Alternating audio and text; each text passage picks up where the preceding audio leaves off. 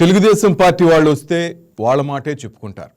YCP వాళ్ళు వస్తే వాళ్ళ పాటే వినిపిస్తారు. మరి అసలు సంగతి జనాలకు తెలిసేదేలా?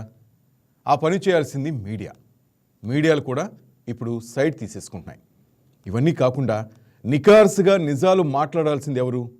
దానికి సమాధానమే మేధావులు. అవును, ఇంటెలెక్చువల్సే ఆ బాధ్యత నిర్వర్తించాలి. కానీ మన మేధావులు కొందరు మేధావులుగా మారిపోయారు. డిబేట్స్లో న్యూట్రల్గా ఉండకుండా ఏదో ఒక పార్టీ తరపున మాట్లాడిస్తున్నారు, నిస్సిగ్గుగా వాదించేస్తున్నారు. ఒక పెద్ద మనిషి అయితే జాతీయ మీడియాలో అమౌంటే కాకుండా ఫ్లైట్ టికెట్ కూడా బుక్ చేస్తారట. ఈ తెలుగు మీడియాలో అంతా ఉచిత కాలక్షేపం అన్నారు. ఈయనకు ఎన్నికల ముందు పేటీఎం ఆర్టిస్ట్ అనే ప్రచారం కూడా జరిగింది. మరో మేధావి కూడా అదే తీరు. అటు తిప్పి ఇటు తిప్పి ఒక పార్టీకి అనుకూలంగా వాదన తీసుకొచ్చేవారు. తెలివి ఎక్కువ కాబట్టి ఎవరికీ అర్థం కాదు అనుకునేవారు.